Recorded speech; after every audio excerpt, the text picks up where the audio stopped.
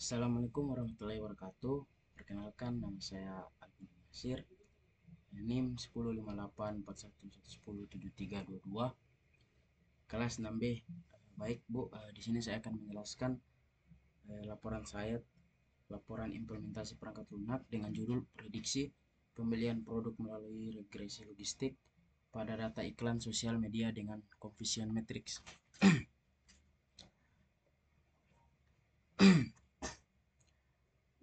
Baik, Bu.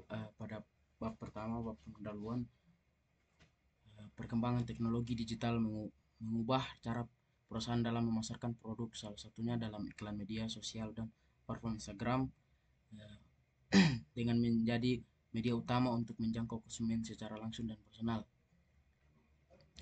Efektivitas iklan tersebut sangat bergantung pada pemahaman terhadap karakteristik. Untuk membantu perusahaan mengambil strategis analisis data pengguna menjadi sangat penting. Dalam konteks ini, pendekatan prediktif seperti regresi logistik dapat digunakan untuk memodelkan kemungkinan seorang melakukan pembelian berdasarkan atribut seperti usia, jenis kelamin, dan estimasi pendapatan. Metode ini sangat sesuai untuk klasifikasi biner, yaitu apakah seseorang pengguna membeli produk atau tidak. Selain menggunakan model prediksi, evaluasi kinerja model yang menjadi bagian penting. Sebagai alat evaluasi yang digunakan adalah Conversion Matrix yang memberikan gambaran tentang akurasi, presisi, sensitivitas, dan kesalahan klasifikasi model. Adapun tujuan di sini, tujuan yang saya berikan, tujuannya untuk membangun model prediksi keputusan apakah konsumen ini membeli produk dengan menggunakan metode logistik, apakah dia membeli atau tidak dengan berdasarkan penggunaan media sosialnya seperti usia, jenis kelamin, dan estimasi pendapatannya.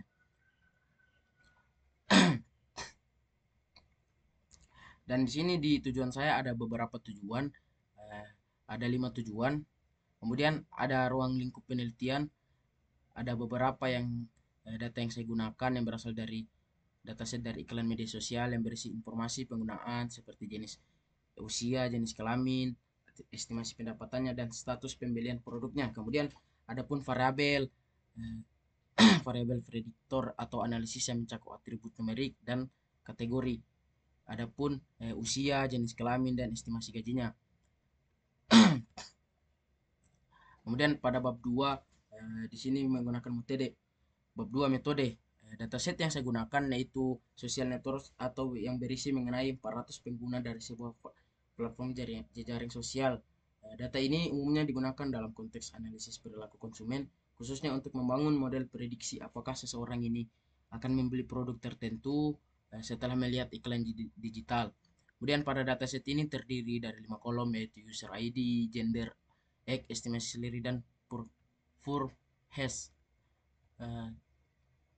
Berikut, Bu, data-datanya, data-data dari para konsumen nanti, Bu, yang akan membeli eh, sesuai dengan umurnya, Bu. Kemudian pada kolom pertama merupakan identifikasi unik untuk setiap pengguna, nilai yang bersifat numerik dan berfungsi sebagai pengenal individual meskipun dalam konteks analisis data atau machine learning. Kolom ini biasanya tidak memiliki kontribusi dalam pembentukan pola karena tidak mengandung makna informasi yang dapat dianalisis. Kemudian pada kolom kedua adalah gender yang menunjukkan jenis kelamin pengguna, terdiri dari 2 kategori, ada perempuan dan ada laki-laki. Informasi ini termasuk dalam data kategorial yang sering digunakan untuk melihat perbedaan atau kecenderungan perilaku konsumen berdasarkan jenis kelamin. Jadi pada datanya saya, Bu, kita menentukan orang membeli berdasarkan jenis kelaminnya, usianya, kemudian apakah dia tertarik ketika melihat iklan ini, kemudian eh, apakah ada perbedaan signifikan antara pembeli laki-laki dan pembeli perempuan setelah melihat iklan. Ketika kita perempuan dan laki melihat iklan, apakah ada perbedaan? Misalnya laki-laki melihat iklan ini dia ingin membeli ini karena begini, dan kemudian perempuannya membeli ini. Kemudian pada kolom umur menunjukkan usia pengguna dalam 1 tahun.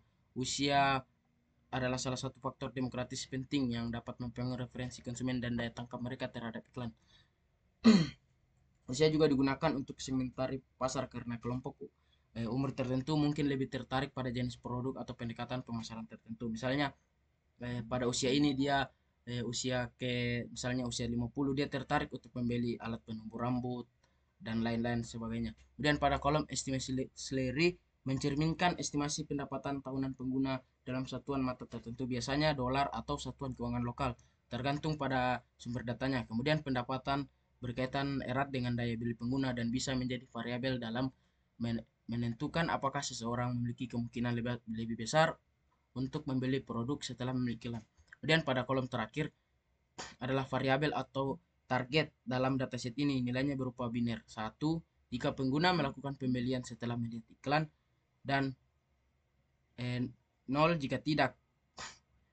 Jika tujuan utama dari analis terhadap data ini adalah untuk memprediksi nilai dari kolom berdasarkan informasi demokratis pengguna lainnya. Dengan kata lain, kita mencoba membangun sebuah model klasifikasi yang dapat mengidentifikasi calon pembeli berdasarkan usia, jenis kelamin, dan estimasi pendapatan mereka. Secara keseluruhan, dataset ini memberikan contoh yang baik untuk studi dalam kasus penerapan algoritma klasifikasi seperti logistic regression, decision tree, random forest, Skinner's Neighbors atau KNN, kemudian support vector machine atau SVM. Dataset ini sering digunakan dalam konteks pembelajaran atau pembelajaran dalam hal pengolahan data, eksplorasi visualisasi, pro, pro, pre-processing data, dan pelatihan model machine learning dalam bidang pemasaran digital atau analisis yang tepat. Data ini dapat memberikan wawasan strategis dalam mengidentifikasi target pasar dan meningkatkan efektivitas iklan serta mengoptimalkan alokasi anggaran pemasaran. Kemudian pada bagian B terdapat metode deskripsi dari dataset saya. Dataset saya ini berisi 400 baris dan baris data dari 5 kolom. Yang pertama terdapat user ID, unik pengguna tidak digunakan dalam model. Kemudian ada gender, jenis kelamin, kemudian umur atau usia pengguna, kemudian estimated salary atau estimasi pendapatannya, kemudian for has label target, ketika 0 berarti tidak membeli dan 1 dia membeli. Kemudian menggunakan metode regresi logistik, metode yang klarifikasi yang digunakan untuk memprediksi probabilitas dari suatu kejadian biner dalam studi. Regresi logistik digunakan untuk memperkirakan kemungkinan seseorang pengguna melakukan pembelian berdasarkan usia, jenis kelamin, dan estimasi pendapatannya. Jadi dalam metode saya, saya menggunakan regresi logistik untuk dapat mengetahui seseorang melakukan pembelian itu berdasarkan usianya, jenis kelamin, dan estimasi pendapatannya. Kemudian model regresi logistik menghasilkan output probabilistik yang kemudian diklasifikasikan ke dalam dua kelas, 0 atau 1 berdasarkan ambang batas tertentu. Kemudian ada pemrosesan data atau menghapus kolom yang tidak relevan, mengkonversi kolom gender ke format numerik, misalnya laki-laki 1 dan perempuan 0. Melakukan pembagian data menjadi data latih dan data uji, biasanya 7:30. Kemudian melakukan fitur scaling agar model bekerja lebih optimal. Adapun pelatihan model logistik dilatih menggunakan data latih dan hasilnya digunakan untuk memprediksi nilai target pada uji coba. Kemudian pada bagian C, dataset social network arts berisi informasi sebanyak 400 pengguna dari sebuah platform jaring sosial. Data ini kemudian digunakan dalam konteks analisis perilaku konsumen, khususnya untuk membangun model prediksi apakah seseorang pengguna akan membeli produk tertentu setelah melihat iklan.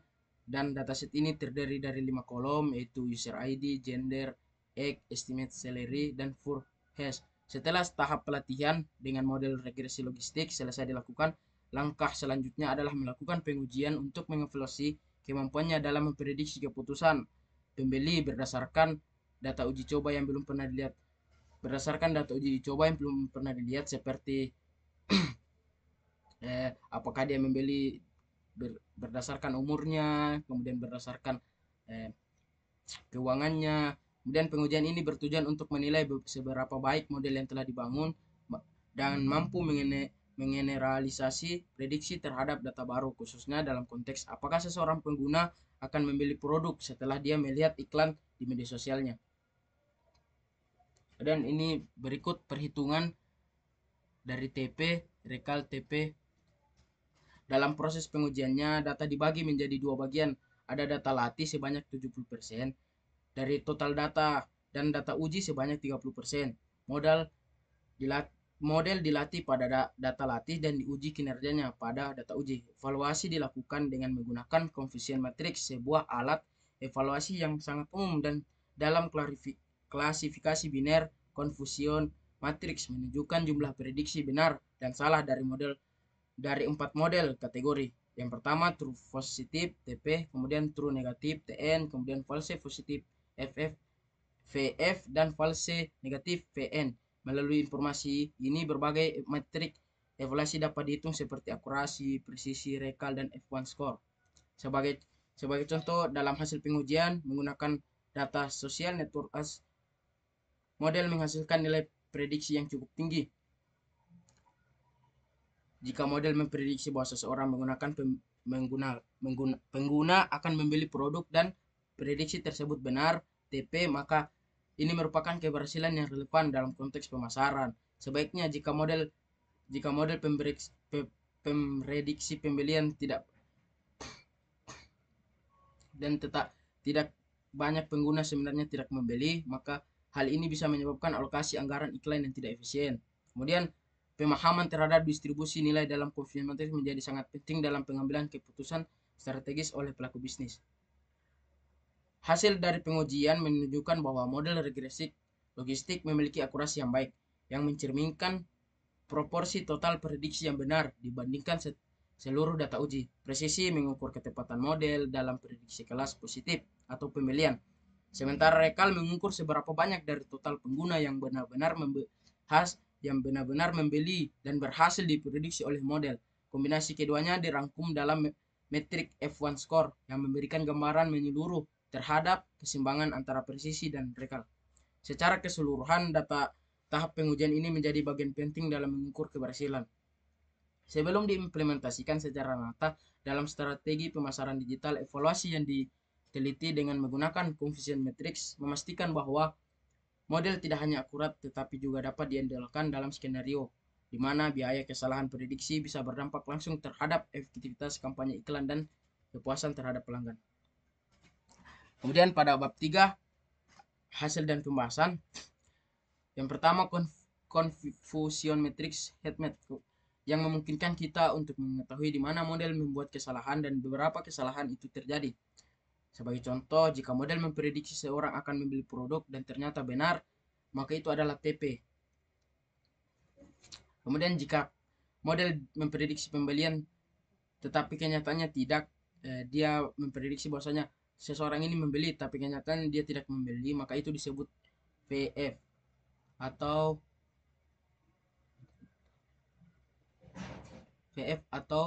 false positif.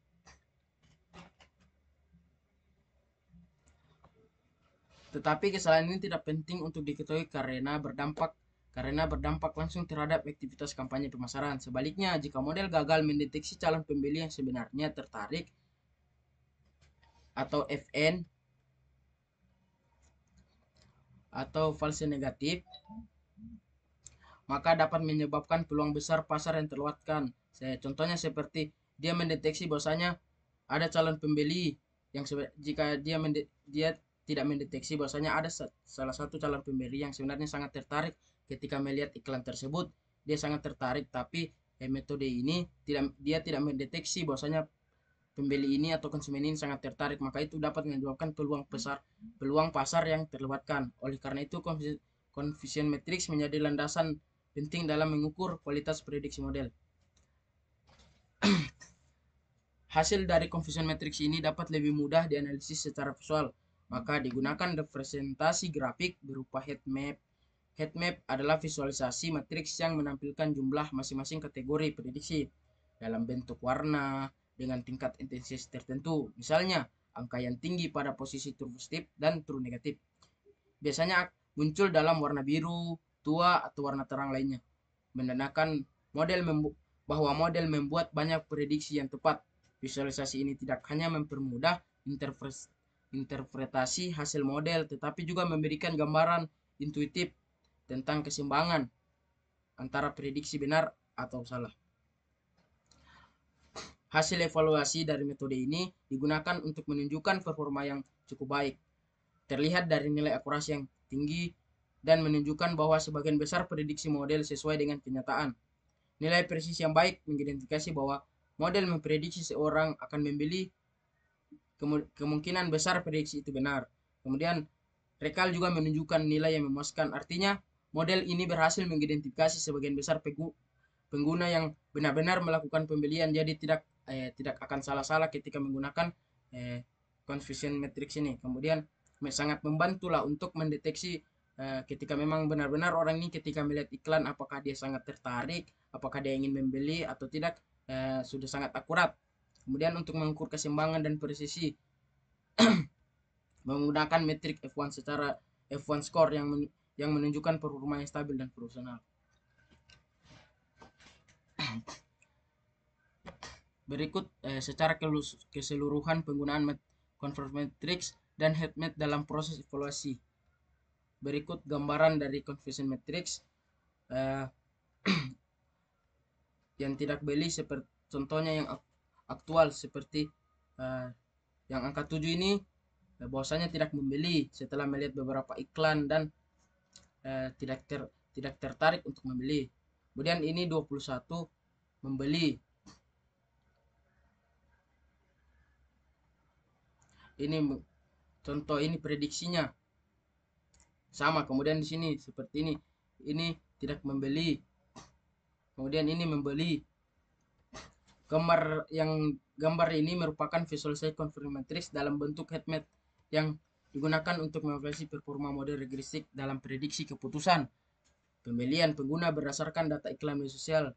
Conversion matrix menyajikan informasi sejumlah prediksi yang benar dan salah yang dilakukan dalam dua kategori kelas: pengguna yang membeli produk dan yang tidak membeli produk. Kemudian perhitungan manual. Perhitungan manual dilakukan dengan membandingkan hasil prediksi terhadap data aktual menggunakan conversion matrix. Pengujian yang ditunjukkan melalui heat map sebelumnya diketahui bahwa jumlah true negatif atau TN adalah berjumlah sekitar 50. Kemudian yang berarti pada saat angka 50 itu yang berarti model berhasil memprediksi bahwanya sebanyak 50 pengguna yang tidak membeli produk secara benar atau tidak terdeteksi semuanya. Kemudian true positif tercatat sebanyak 21 menunjukkan banyak 21 menunjukkan bahwa model juga dapat mengidentifikasi dengan tepat bahwasanya 21 pengguna yang benar-benar membeli produk tersebut. Namun terdapat pula jumlah kesalahan terhadap metode ini, jumlah kesalahan prediksinya. Kemudian false positif sebanyak 2, yaitu pengguna yang sebenarnya tidak membeli produk tapi diprediksi ternyata dia tidak membeli produk, tapi diprediksi oleh metode ini dia diprediksi bahwasanya dia membeli, ternyata tidak. Kemudian serta false negatif yang sebanyak 7, yaitu dengan pengguna yang sebenarnya membeli tetapi diprediksi tidak membeli. Berikut contohnya true positif, kemudian akurasinya itu berjumlah 9.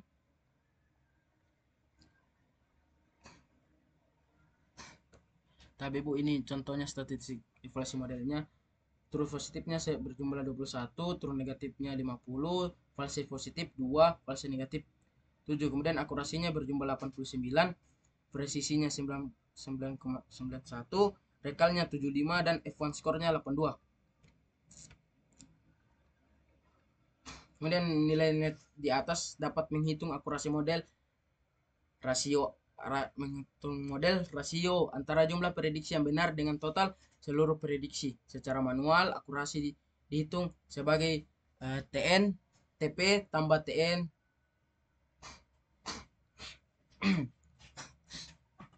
garing TP tambah TN tambah FV tambah FN sama dengan 21 tambah 50 garing 21 tambah 50 tambah 2 tambah 7 sama dengan 71 per 80 sama dengan 0,8875 atau 88,75%. Artinya sekitar 88,70% dari semua prediksi yang dilakukan oleh model adalah benar. Kita hitung presisi persen yang proporsi prediksi positif yang benar-benar positif perhitungannya adalah TP garing TF tambah FV sama dengan 21 garing 21 tambah 2 sama dengan 21 per 23 sama dengan 0,913 atau 91,3%. Presisi yang tinggi ini menunjukkan bahwa sebagian besar pengguna yang diprediksi akan membeli model dengan benar-benar membeli, sehingga prediksi model cukup dipercaya dan dapat mengidentifikasi calon pelanggan. Untuk mengukur sejauh mana model dapat mendeteksi seluruh pengguna yang benar-benar membeli dengan recall sensitivity yang dihitung dengan rumus TP tambah Fn sama dengan 21 per 21 tambah 7 sama dengan 21 garis miring 28 sama dengan 0,75 atau 75%. Nilai recall ini sebesar 75% yang berarti model dapat menangkap sebagian besar pengguna yang memang melakukan pembelian meskipun masih ada beberapa yang terlewat. Akhirnya untuk mendapatkan gambaran keseimbangan antar presisi dan recall, kita menghitung Evans score menggunakan rumus harmonis. Precision kali recall. Precision tambah recall sama dengan 2 dalam kurung 0,913 kali 0,75 dalam kurung garis miring 0,913 tambah 0,75 sama dengan 0,824 atau 82,4%. Evans ini memberikan ukuran yang adil terhadap kinerja model dengan secara keseluruhan, khususnya tidak terdapat ketidakseimbangan antara pembeli dan non pembeli. Dengan keseluruhan, hasil dari perhitungan ini menunjukkan bahwa model regresi ini memiliki performa klasifikasi yang baik dan akurasi yang tinggi serta sangat kuat. Dengan cara ini tidak hanya memperkuat pemahaman terhadap aktivitas, tapi juga membantu dalam memastikan bahwa pemasaran berbasis data ini dapat dilakukan dengan tepat dan sasaran. Kemudian perhitungan manual akurasinya yaitu akurasi TP tambah TN garis miring total sama dengan 5 tambah 37 garis miring 100 sama dengan 87%. Kemudian TP-nya TP tambah FV sama dengan 37 garis miring 37 tambah 8 sama dengan 0,822. Kemudian ada recall TP tambah Fn sama dengan 37 dalam kurung 37 tambah 5 sama dengan 0,881. F1 score 2 kali precision kali recall atau precision tambah recall sama dengan 0,85. Dan berikut beberapa penjelasan dari TP, TN, FN.